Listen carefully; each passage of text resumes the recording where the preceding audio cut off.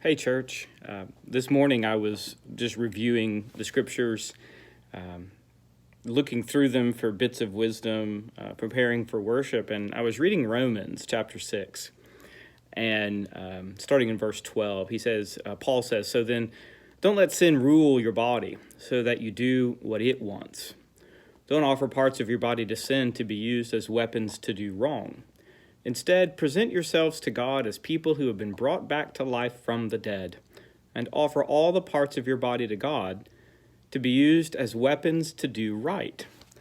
And the reason why I wanted to share that with y'all is that this church has been so busy, even in the midst of all the COVID stuff, that people have been coming up here and participating. Remember, it started out with Backpack Buddies, and then we got into the sewing ministry with the masks, and all different people coming in, and we had a little food, cooking casseroles, or purchased casseroles, actually, and distributed them to some people who just wanted some better food to eat.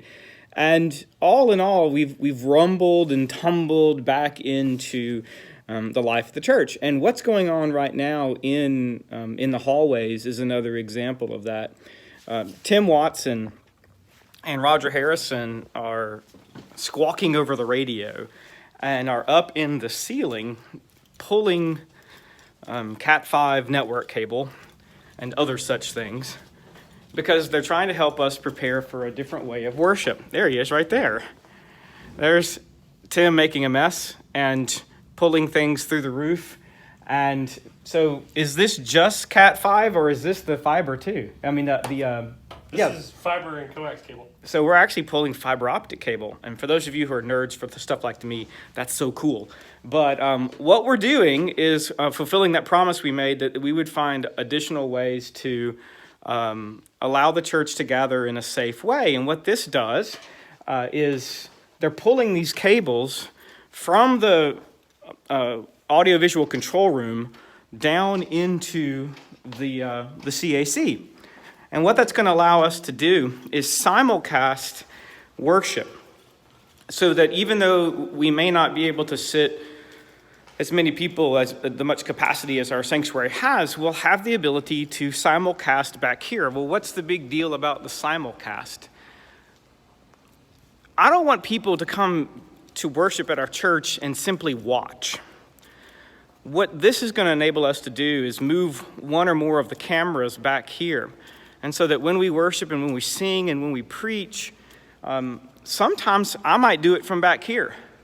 And that will be live projected to the sanctuary. And sometimes I'll do it from there, but Joey will be back here. And what that does is enable a larger group of us to gather to see one another's faces. And so as we were reading that passage of Scripture just now, what we do with our bodies matters. And Paul is reminding us that we once used our bodies to do wrong. We once used our mouth to speak ill of people. We once used our bodies to fulfill sexual gratifications and stuffing ourselves with food and hurting people and defrauding people, Paul says. But now we take that same body that has died into Christ and it's been raised in a new life, and we are empowered to go and do good with it. And so I wanted church to say to y'all, specifically, thanks be to God for Roger Harrison and Tim Watson for coming up here and climbing up into our crawl spaces and pulling cable so we can save money to do that.